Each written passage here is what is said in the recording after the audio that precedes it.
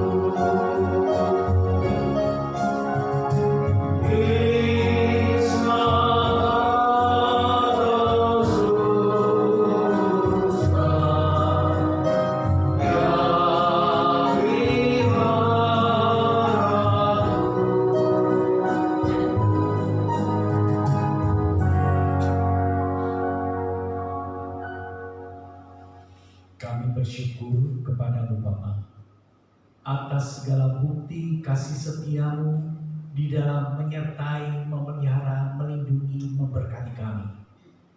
Jika kembali kami ada sebagaimana kami ada di rumah kami masing-masing, ini membuktikan penyertaan, perlindungan, pemeliharaan Tuhan sungguh nyata ajaib di dalam hidup kami. Dari sebab itu, biarlah kami dapat senantiasa mengucap syukur atas bukti kasih setia Tuhan. Dan saat ini kami menyelenggarakan ibadah bersama sekalipun di tempat yang berbeda-beda. Terimalah pujian penyembahan kami yang kami utarakan sebagai rasa syukur, hormat, dan kasih kami akan Engkau.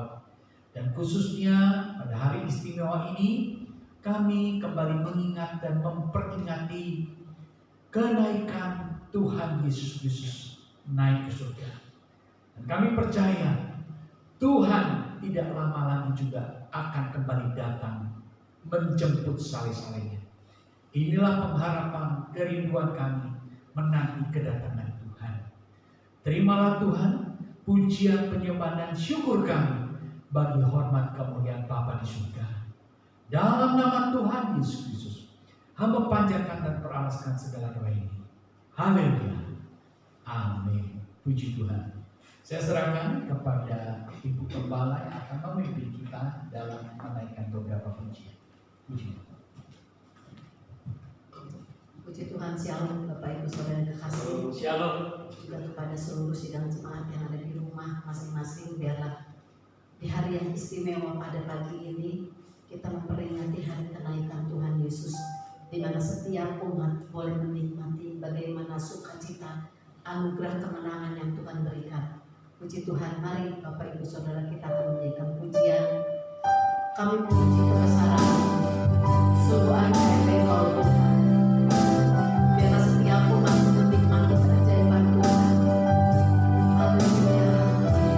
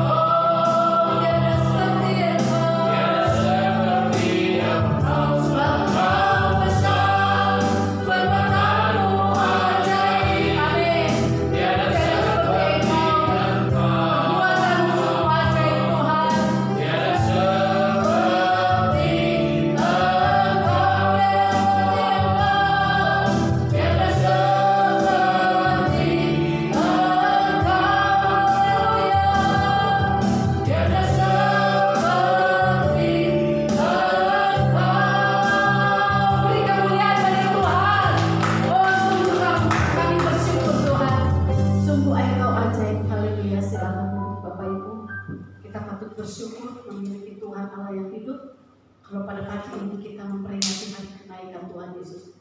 Kita menyaksikan perbuatannya yang sangat ajaib. Amin.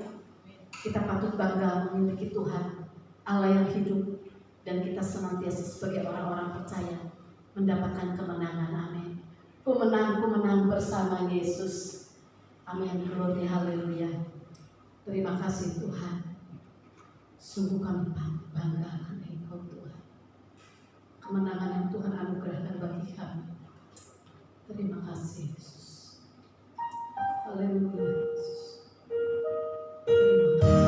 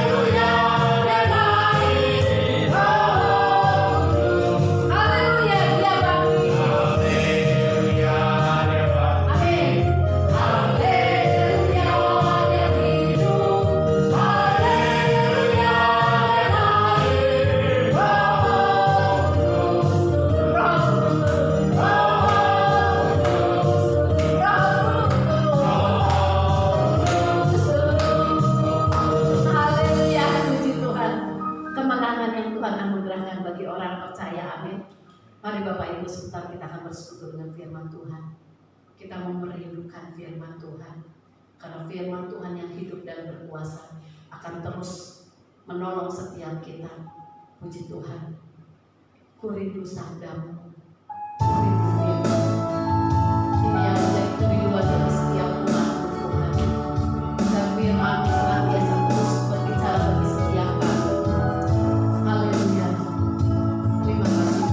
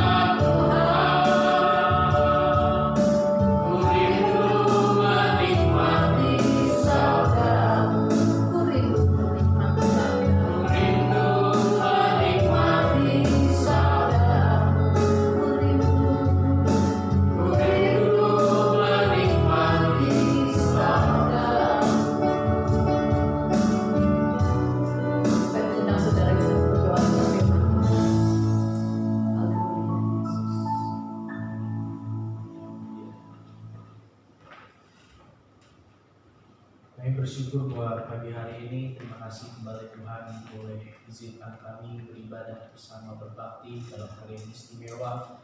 Memperingati kedatangan Tuhan kami, Tuhan Yesus Kristus. Kami percaya Tuhan kami berasal dari surga dan Tuhan kami naik ke surga, duduk di sebelah kanan Allah Bapa dan menyediakan tempat bagi setiap kami saat ini.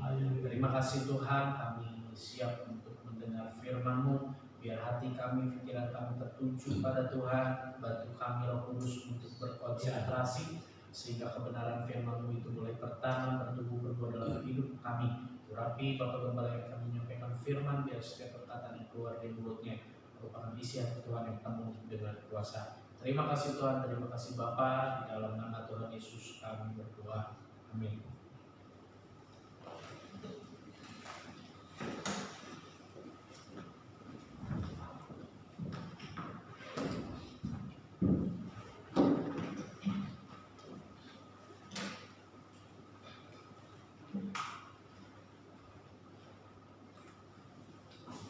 Shalom Ibu Bapak saudara terkasih dimanapun berada, kita bersama-sama akan memperingati hari kenaikan Tuhan Yesus Kristus. Pada kesempatan ini kita mau menangkap apa wasiat atau pesan-pesan daripada Tuhan Yesus Kristus sebelum Dia naik ke surga. Kita perlu merenungkan ini sehingga kita dapat memahami apa yang harus kita lakukan sebagai umat tebusan Tuhan yang sudah ditebus dan dimeteraikan menjadi milik Tuhan dalam rangka menanti kedatangan Tuhan yang kedua kali. Puji syukur kepada Tuhan. Kita akan lihat di dalam Kisah Para Rasul, Kisah Para Rasul 1 ayat 6 sampai dengan ayat yang ke-11. Judul perikop di dalam firman Tuhan, Yesus terangkat ke surga. Yesus terangkat ke surga. Puji syukur kepada Tuhan. Kita akan buka sebagai pembuka di dalam Kisah Para Rasul 1 ayat yang ke-8. Ya, tolong dibacakan Pak. Kisah Para Rasul 1 ayat 8. Demikian firman Tuhan.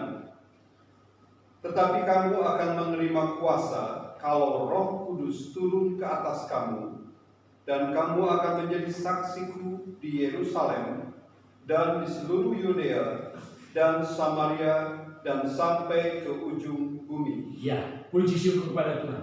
Ini adalah pesan daripada Tuhan Yesus mengatakan, tetapi kamu akan menerima kuasa kalau Roh Kudus turun ke atas kamu. Kuasa Roh Kudus itu dapat kita terima, dapat kita miliki jika Roh Kudus turun ke atas kamu. Puji syukur kepada Tuhan. Tuhan berjanji akan mengirimkan penolong, yaitu Roh Kudus. Tetapi permasalahannya, adakah orang-orang itu siap menerima Roh Kudus itu? Itulah sebabnya Lukas menuliskan, tetapi kamu akan menerima kuasa kalau Roh Kudus turun ke atas kamu. Kalau ada kata kalau, itu menunjukkan bahwa bisa ya, bisa tidak. Tetapi dari janji Tuhan, Tuhan berjanji pasti digenapi. Apa sisi yang membuat bisa ya dan juga bisa tidak? Ternyata Ibu Bapak Saudara terkasih, untuk menerima kuasa Roh Kudus itu ada hal yang harus murid-murid lakukan, hal yang harus orang percaya lakukan. Kita akan lihat coba di dalam Kisah Para Rasul 1 ayatnya yang ke-4. Tolong dibaca. Kisah Para Rasul 1 ayat ke-4. Demikian firman Tuhan. Pada suatu hari ketika ia makan bersama-sama dengan mereka, ia melarang mereka meninggalkan Yerusalem dan menyuruh mereka tinggal di situ menantikan janji Bapa, yang demikian katanya, telah kamu dengar daripadaku. Nah, ayat 4 ini menunjukkan satu bagian yang harus dilakukan oleh murid-murid, oleh orang percaya. Dikatakan pada suatu hari ketika ia makan bersama-sama dengan mereka, dengan murid-murid dan orang percaya, ia melarang mereka. Ada satu larangan. Melarang mereka meninggalkan Yerusalem. Dan menyuruh mereka menantikan janji Bapa. Jadi untuk menerima kuasa Roh Kudus itu, murid-murid diperintahkan melalui satu bentuk larangan dan juga satu bentuk perintah. Inilah bagian yang harus dilakukan oleh murid-murid. Supaya apa? Supaya kamu menerima kuasa Roh Kudus. Puji syukur pada Tuhan. Ini hal yang dapat kita lakukan jika kita mentaati dan menekuni apa yang dijanjikan. Mentaati larangannya dan melakukan dengan tekun apa yang diperintahkannya. Ini yang Tuhan inginkan, Ibu Bapak Saudara terkasih. Jadi Roh Kudus itu tidak hanya secara cuma-cuma ya diberikan begitu saja, tetapi memang kita mesti hati-hati di sini. Allah melalui permintaan Tuhan Yesus agar Allah Bapa di surga mengirimkan penolong lain, yaitu kuasa Roh Kudus kepada setiap orang. Tetapi tinggal masalahnya, orang itu siap atau tidak untuk taat dan tekun melakukan apa yang diperintahkan. Jadi murid-murid sejak saat itu pun memang dipersiapkan untuk taat dan tekun atas perintah-perintah dan tuntunan daripada Tuhan. Puji syukur kepada Tuhan. Dan juga dikatakan di sini, tetapi kamu akan menerima kuasa kalau Roh Kudus turun ke atas kamu, dan kamu akan menjadi saksiku. Kamu akan menjadi saksiku. Menjadi pemberita, menjadi saksi yang menyaksikan apa yang Tuhan Yesus ajarkan, apa yang Tuhan Yesus perbuat, dan kemana Tuhan Yesus pergi. Ini yang harus disaksikan, ini yang harus diberitakan. Roh Kudus itu memperlengkapi kita untuk apa? Untuk kita menjadi alat di dalam tangan Tuhan, untuk menjadi saksi-saksi Kristus. Puji syukur kepada Tuhan. Apa yang harus kita beritakan di dalam Kisah Para Rasul 1 ayatnya yang ketiga. Kisah Para Rasul 1 ayat yang ketiga. Kisah Para Rasul 1 ayat yang ketiga. Kepada mereka ia menunjukkan dirinya setelah penderitaannya selesai, dan dengan banyak tanda ia membuktikan bahwa ia hidup. Sebab selama 40 hari ia berulang-ulang menampakkan diri dan berbicara kepada mereka tentang kerajaan Allah. Nah, ini Ibu Bapak Saudara terkasih. Apa yang harus disaksikan, apa yang harus diberitakan oleh murid-murid ya ketika mereka mendapat perlengkapan, yaitu kuasa Roh Kudus. Apa? Yaitu memberitakan tentang kerajaan Allah. Memberitakan tentang hal-hal yang dijanjikan Allah. Hal-hal apa yang diajarkan oleh Yesus Kristus tentang kerajaan Allah. Jadi untuk berbicara tentang kerajaan Allah ini tidak mudah. Untuk berbicara tentang kerajaan duniawi mudah, mempelajari sejarah. Melalui banyak teknologi sekarang kan orang bisa mengetahui apapun yang kita perlu dan ingin ketahui melalui alat canggih. Ya. Dengan kemajuan teknologi, kita bisa mencari berita apapun dari sudut belahan dunia sebelah manapun. Mudah. Tetapi untuk memperkatakan perkara-perkara kerajaan surga, ini tidak mudah. Dari sebab itu Tuhan Yesus berbicara kepada murid-murid, kalau kuasa Roh Kudus ada padamu, kamu bisa menjadi saksi. Kamu akan menjadi saksiku. Apa yang harus diberitakan sebagai saksi Kristus, ya berita-berita tentang kerajaan surga. Waduh, berita tentang kerajaan surga. Ya, memang betul. Sehingga kita pun orang-orang yang dipanggil sesuai dengan panggilan Tuhan, yang ditebus oleh anugerah kemurahan Kristus, harus berani menyaksikan berita-berita tentang kekekalan bersama Bapa di surga. Kekekalan tentang perkara-perkara surga. Kenapa? Karena manusia lebih fokus, lebih konsentrasi, lebih cenderung kepada perkara-perkara yang bisa dilihat, perkara-perkara yang bisa diraba, perkara-perkara materi, perkara-perkara duniawi. Ini yang mereka lebih terfokus kepada hal-hal yang sementara dan fana. Tetapi umat panggilan Tuhan, umat tebusan Tuhan diperintahkan untuk memberitakan tentang kerajaan Allah sebagaimana Kristus sudah ajarkan. Puji syukur kepada Tuhan. Dikatakan di dalam ayat 3, saya baca ulang, kepada mereka yang menunjukkan dirinya setelah penderitaannya selesai, dan dengan banyak tanda ia membuktikan bahwa ia hidup.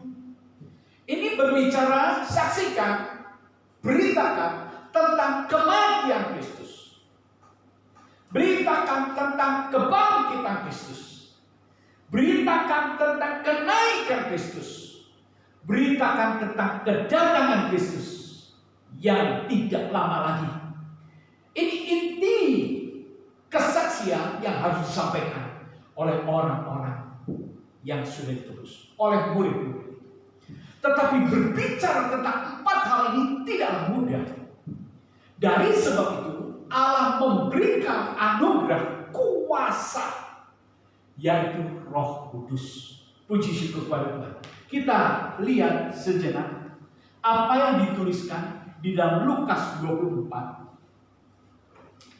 Lukas 24 mulai ayat yang ke-44 sampai dengan ayat yang ke-47. Silakan Pak. Lukas 24 mulai 44 sampai dengan 47. Lukas 24 ayat 44 sampai 47. Demikian firman Tuhan. Ia berkata kepada mereka, inilah perkataanku yang telah kukatakan kepadamu ketika aku masih bersama-sama dengan kamu, yakni bahwa harus digenapi semua yang ada tertulis tentang aku dalam kitab Taurat Musa dan kitab Nabi-Nabi dan kitab Mazmur. Lalu ia membuka pikiran mereka sehingga mereka mengerti kitab suci.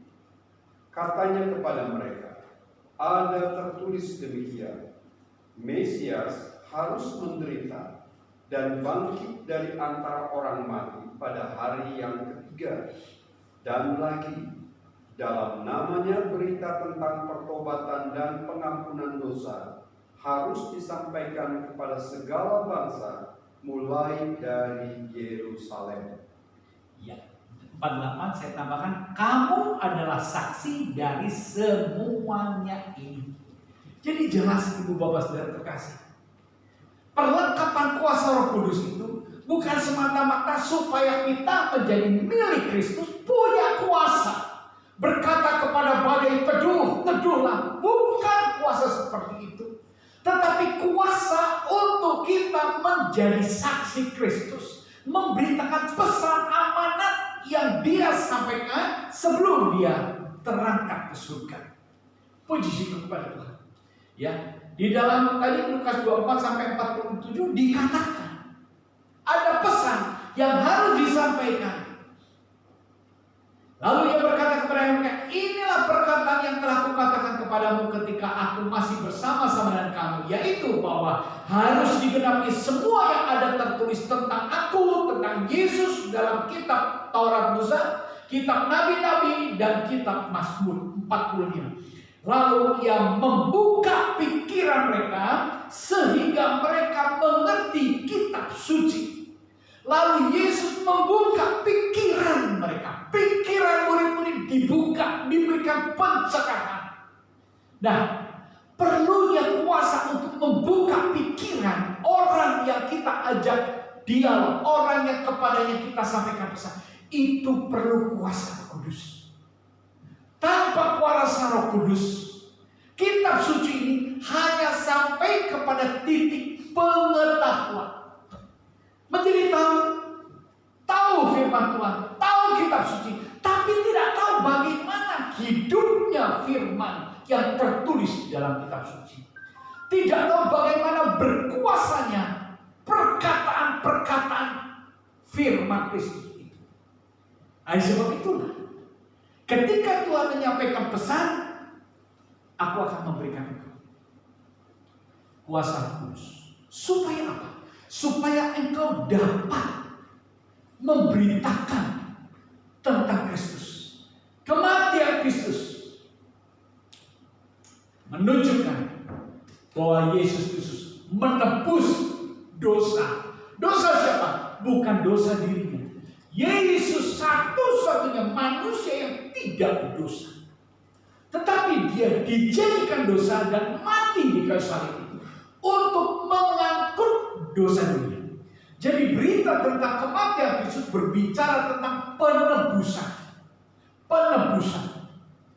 Kebangkitan Kristus itu berbicara tentang kemenangan atas maut. Kuasa dosa dikalahkan. Rasul Paulus katakan, "Hei maut, di manakah sengatmu?" Bukan Rasul Paulus so jagoan, tetapi Rasul Paulus memahami bahwa sengat maut sudah dikalahkan. Buktinya apa? Yesus bangkit. Setelah Yesus bangkit, ada satu jeda waktu 40 hari lamanya. Dia berjumpa kepada murid-murid. Terus dia menyaksikan bahwa aku ini sudah bangkit dan aku mengajarkan kepadamu tentang perkara-perkara kerajaan Allah. Nah, itu pesan-pesan amanat yang disampaikan kepada murid-murid sebelum Tuhan Yesus naik ke surga. Mempersiapkan murid-murid, mempersiapkan orang percaya sehingga dia siap untuk melakukan apa yang harus dia lakukan ketika Tuhan Yesus berada di surga. Puji syukur pada Tuhan. Jadi untuk menjalankan tugas pemberitaan ini tidak mudah. Perlu kuasa Roh Kudus. Perlu kuasa Roh Kudus. Dan kita akan lihat coba peran daripada kuasa Roh Kudus itu apa ya. Tadi Tuhan Yesus membuka pemikiran mereka sehingga mereka mengerti kitab suci. Itu peran daripada kuasa Roh Kudus. Kita akan lihat peran kuasa Roh Kudus yang tertulis di dalam Yohanes 14 25 sampai dengan 26. Yohanes 14 ayat 25 dan 26. Demikian firman Tuhan. Semuanya itu kukatakan kepadamu selagi aku berada bersama-sama dengan kamu. Tetapi penghibur, yaitu Roh Kudus, yang akan diutus oleh Bapa dalam namaku, dialah yang akan mengajarkan segala sesuatu kepadamu dan akan mengingatkan kamu akan semua yang telah kukatakan kepadamu. Ya, puji syukur kepada Tuhan. Inilah peran Roh Kudus yang dijanjikan oleh Tuhan Yesus Kristus. Dia naik ke surga akan meminta kepada Bapa supaya Roh penghibur, Roh Kudus itu dicurahkan. Tempatnya di mana? Di Yerusalem. Engkau harus menanti Roh Kudus. Di tempatnya di mana? Di Yerusalem. Tempatnya jelas. Itu perintah. Dan sebab itu bagi murid-murid yang taat akan perkataan Kristus, dia menanti tempatnya ditetapkan. Maka akan dicurahkan Roh Kudus memperkakan. Dan perannya apa? Roh Kudus itu yang akan memberikan penghiburan. Dialah yang akan mengajarkan segala sesuatu kepadamu dan akan mengingatkan kamu akan semua yang telah kukatakan kepadamu. Semua yang telah kukatakan kepadamu harus engkau saksikan, harus engkau beritakan, harus engkau sampaikan. Itu perlu kuasa Roh Kudus. Amin. Itu yang dijanjikan Tuhan Yesus ketika dia mau terangkat naik ke surga. Betapa indahnya, betapa luar biasanya ketika kita merenungkan beberapa ayat ini bersama, dan kita sepertinya diingatkan kembali, wow, begitu luar biasa. Kita dipanggil untuk memberitakan perkara-perkara yang tidak dunia ketahui dan dunia tidak pernah pikirkan. Yaitu apa? Perkara-perkara kerajaan surga, perkara-perkara kerajaan Allah. Bagaimana kita bisa? Kita selidiki melalui firman dengan pertolongan daripada Roh Kudus. Ada sebab itu, tanpa pertolongan Roh Kudus kita tidak mengerti. Kita tidak bisa mendapat pencerahan. Kita tidak memperoleh keterbukaan pemikiran, pemahaman. Puji syukur kepada Tuhan. Itulah fungsinya, yaitu kita diutus untuk menjadi saksi dan diperlengkapi dengan kuasa Roh Kudus. Apa yang murid-murid saat itu saksikan dengan mata kepalanya, ini pun harus diberitakan. Kita akan lihat di dalam Kisah Para Rasul 1 ayatnya yang ke-9.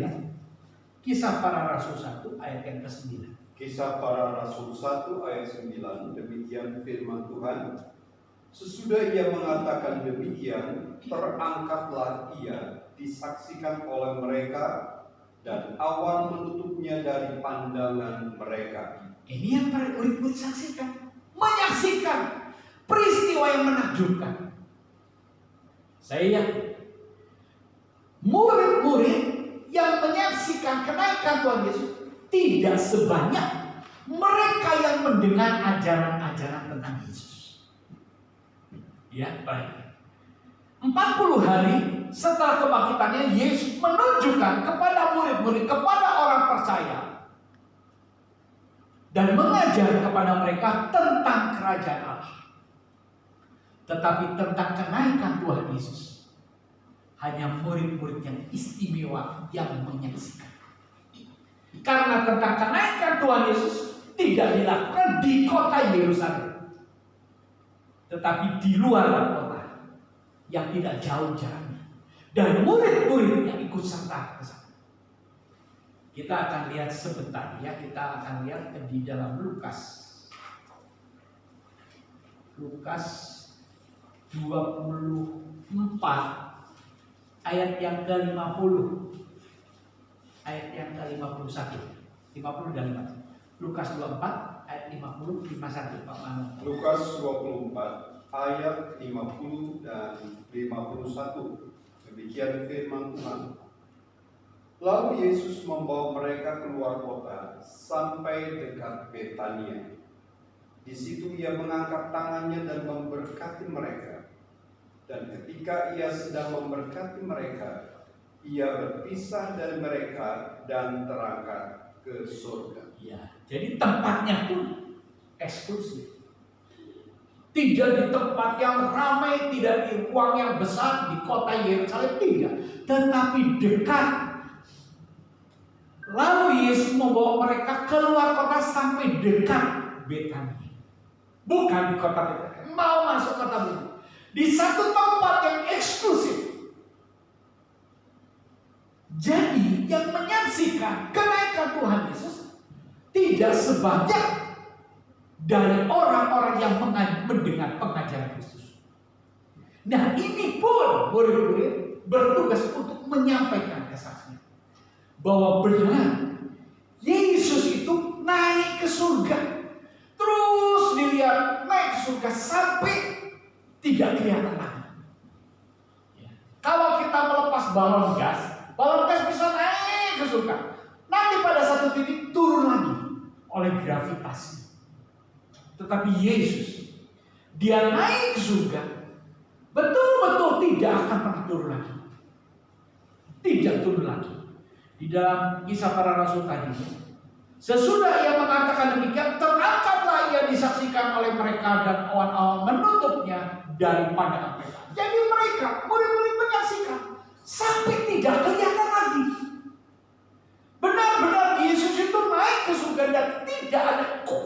gravitasi yang membuat Yesus turun. Kenapa? Karena dia penguasa. Yesus adalah penguasa. Allah penguasa, pencipta. Tidak ada hukum manapun yang bisa menarik kuasa Allah. Tetapi kuasa Allah itu bisa ditarik oleh pengharapan daripada orang-orang percaya. Amin.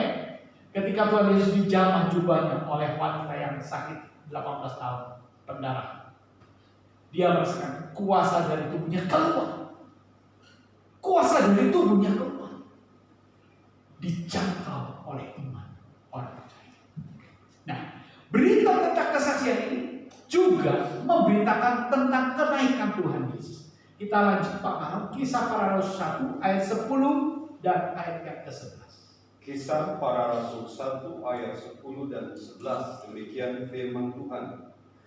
Ketika mereka sedang menatap ke langit, waktu ia naik itu, tiba-tiba berdirilah dua orang yang berpakaian putih dekat mereka dan berkata kepada mereka, "Hai orang-orang Galilea, mengapakah kamu berdiri melihat ke langit? Yesus ini yang terangkat ke surga meninggalkan kamu akan datang kembali dengan cara yang sama seperti kamu melihat dia naik ke surga." Nah, ini pesan daripada malaikat, ya, ayat 10. Ketika mereka sedang menatap ke langit, waktu ia naik, tiba-tiba berdirilah dua orang yang berpakaian putih dekat mereka dan berkata kepada mereka, "Hai orang-orang Galilea, mengapa kamu berdiri melihat ke langit? Yesus ini yang terangkat kemana? Terangkat ke surga, meninggalkan kamu." Perhatikan, akan datang kembali dengan cara yang sama seperti kamu melihat dia naik ke surga. Di dalam ayat yang ke-11 dikatakan tentang kata surga sampai 2 kali. Ini merupakan satu penjelasan yang pasti. Tuhan Yesus naik kemana? Bukan ke planet, bukan ke bulan. Kalau ke bulan bisa disusul sama manusia. Semua manusia bisa ke bulan. Tetapi Yesus naik ke surga. Amin. Inilah yang harus diberitakan. Inilah yang harus disaksikan. Tidak mudah memberitakan tentang surga. Selama manusia masih di dalam dunia, tidak mudah untuk bersaksi tentang surga. Tidak mudah untuk bersaksi tentang kerajaan Allah. Tidak mudah untuk bersaksi lalu bagaimana caranya manusia di dunia bisa sampai ke dalam surga. Yaitu manusia bisa sampai ke dalam surga melalui pertobatan, melalui anugerah, melalui penebusan. Itu yang diperlukan oleh manusia. Sarannya apa? Penebusan. Setelah manusia beroleh penebusan, bagian manusia harus melakukan taat, tekun, berjalan di dalam tuntunan Tuhan. Ya, bertekun dalam iman. Iman, penolong Roh Kudus itu yang bisa membangkitkan iman. Tanpa iman, kita semua, tanpa pertolongan Roh Kudus, kita semua tidak mungkin percaya kepada firman Tuhan, di mana membicarakan tentang Tuhan yang kita tidak pernah lihat Tuhan. Aneh ya? Saya juga kadang-kadang berpikir ya, kok kita bisa percaya Tuhan? Kita kan gak pernah ketemu Tuhan. Tuhan Yesus Kristus hidupnya zamannya lain. 2000 tahun yang lalu Tuhan hidup. Saya hidup di zaman sekarang. Saya gak pernah lihat Tuhan. Tetapi kok bisa begitu yakin di dalam hati saya? Saya percaya itulah dampak dari kuasa Roh Kudus yang memberikan pencerahan, yang memberikan pemahaman. Timbullah iman. Rasul Paulus katakan, iman timbul dari mendengar. Mendengar apa? Mendengar kitab suci, mendengar firman Kristus. Tetapi jika tidak dicerikan pemahamannya oleh Roh Kudus, tetap firman Kristus itu hanya sebatas pengetahuan yang ada di dalam jiwa kita, yang ada dalam pikiran kita. Tetapi tentang iman, iman itu adalah yang bersifat roh.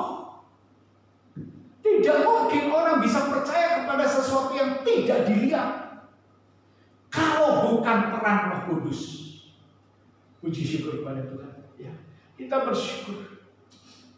Allah mencipta manusia tubuh, jiwa, dan roh. Roh itu bersekutu dengan roh kita.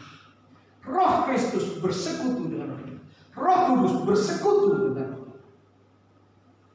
Sehingga kita dapat percaya. Lalu dan kasih. Bertekun dalam iman karena kerja dan kasih. Kasih adalah zona di mana kita seharusnya hidup.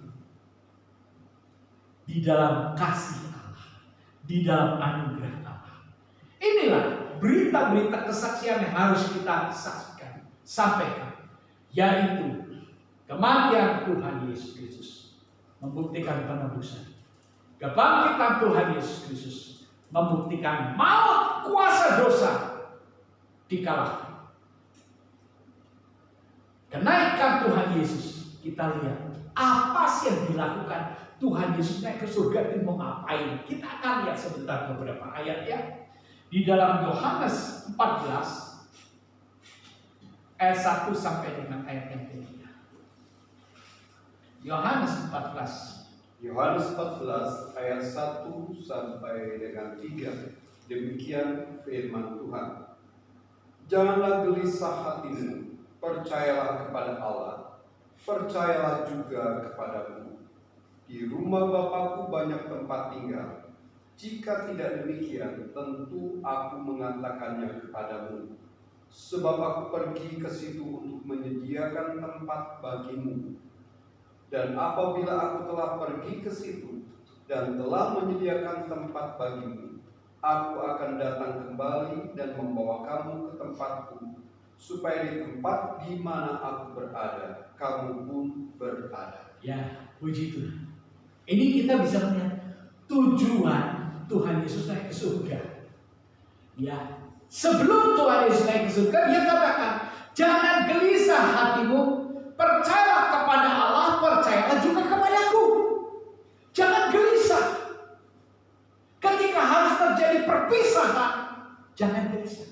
Ketika menghadapi tekanan, jangan gelisah. Segala sesuatu di dalam dunia ini ada batasnya.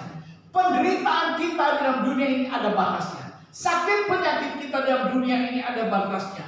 Kegirangan kebahagiaan kita di dalam dunia ini ada batasnya. Namun ketika kita sampai ke rumah Bapa di surga yang telah disediakan oleh Yesus, di sana hidup sukacita tanpa batas.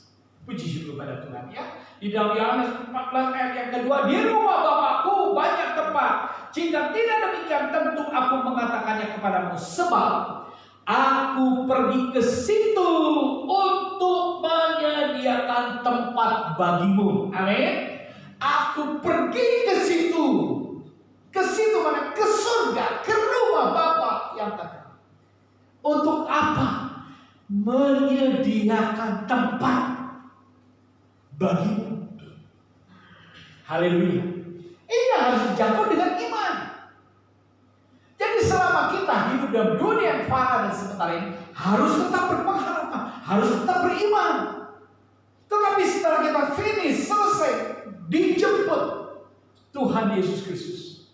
Karena janjinya demikian. Dan apabila aku telah pergi ke situ dan telah menyediakan tempat bagimu, aku akan datang kembali dan membawa kamu ke tempatku, supaya di tempat di mana aku berada, kamu pun berada. Wah, luar biasa.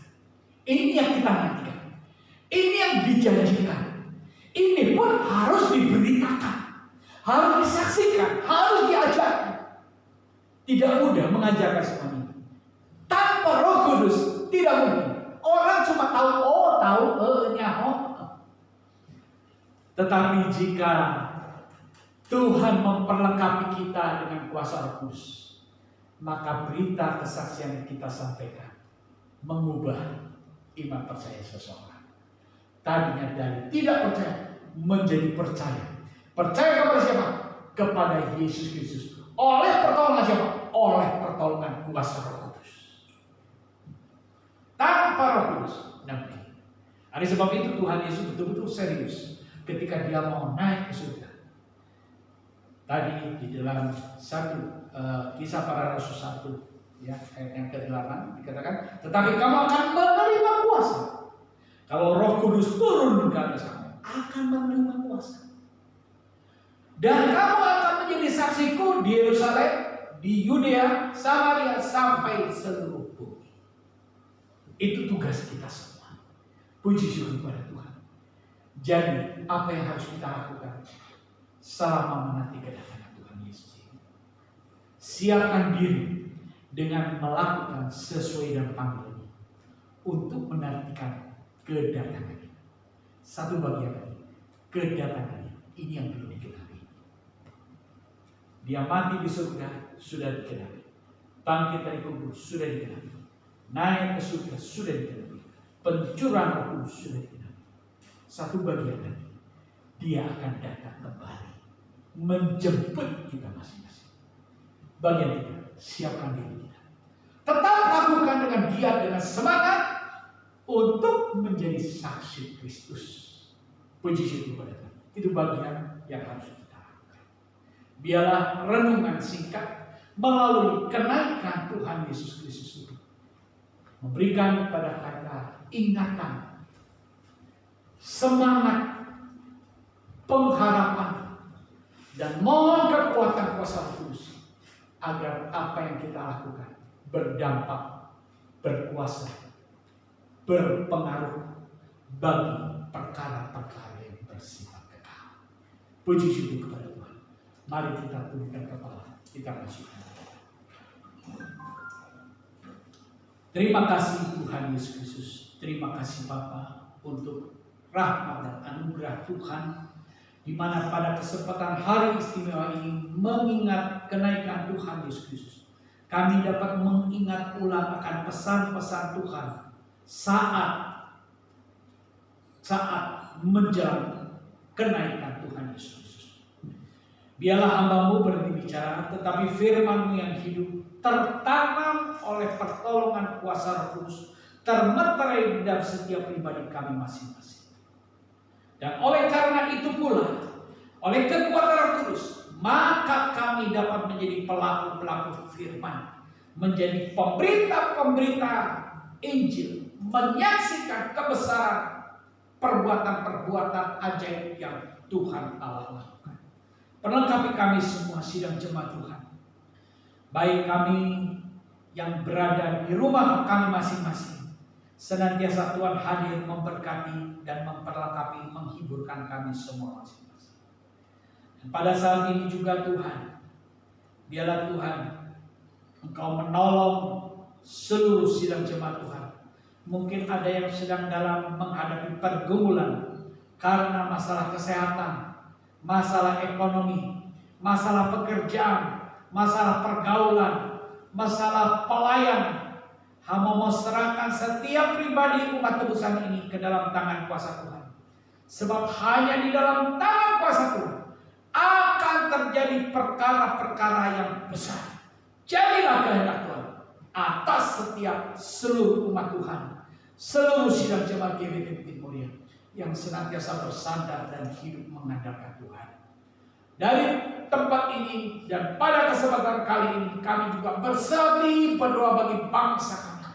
Tolong bangsa Indonesia ini ya Bapak, yang sedang menghadapi permasalahan pergumulan tekanan yang begitu amat sangat besar, di mana terjadi tekanan terkait dengan kesehatan, terkait dengan pekerjaan, terkait dengan ekonomi, dan banyak hal-hal yang membuat resah gelisah bangsa ini.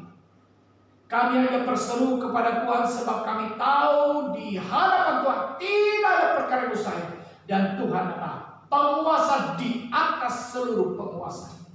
Manusia begitu lemah, oleh virus kami tidak bisa berbuat apa-apa, dunia tidak bisa berbuat apa-apa, tetapi Tuhan Sang Pencipta dunia dan sumber segala kehidupan sanggup memberikan pertolongan dan jalan keluar bagi bangsa kami. Lepaskan bangsa kami dari pergumulan yang besar ini. Berikan kepada hati bangsa ini pengharapan, pengandalan kepada Tuhan. Selamatkan bangsa kami ya Bapak. Jadilah bangsa yang sangat kami kasih. Terima kasih untuk segala kasih dan rahmat Tuhan. Mari Ibu Bapak Saudara terkasih, kita utarakan. Kita mau terima berkat daripada Allah. Ibu Bapak dan saudara-saudara terkasih, terima segala berkat daripada Allah Bapa. Dialah sumber segala sesuatu, pencipta segala sesuatu. Dialah penentu segala sesuatu. Terima cinta kasih daripada Tuhan Yesus Kristus. Dialah yang menebus hidupmu. Dialah yang memerdekakan dan membenarkan engkau. Dialah yang memberdamaikan engkau dengan kasih Allah Bapa di surga. Sebab itu, hiduplah dalam persekutuan dan Roh Kudus yang akan senantiasa menyertai, mengurapi, menyembuhkan, menghiburkan, memelihara Ibu Bapak Saudara sekalian mulai dari ini sampai Maranatha Tuhan Yesus Kristus datang kembali. Sebab itu terimalah dan bawalah pulang segala berkat, rahmat, kasih karunia dari Bapa surga. Dalam nama Tuhan Yesus Kristus, hamba panjatkan peralaskan segala ini. Haleluya. Amin. Puji Tuhan. Kita naikkan pujian syukur kita kepada kasih dan anugerah Bapa di surga.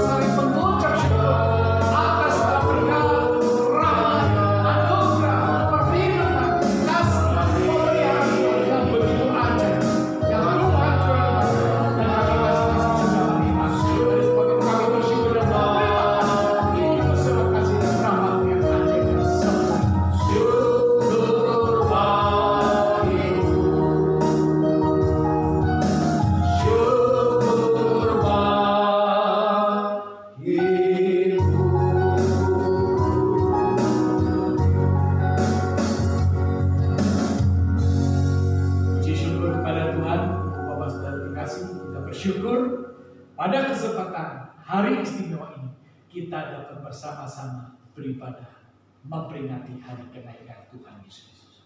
Shalom, Tuhan memberkati. Haleluya. Amin. Puji Tuhan.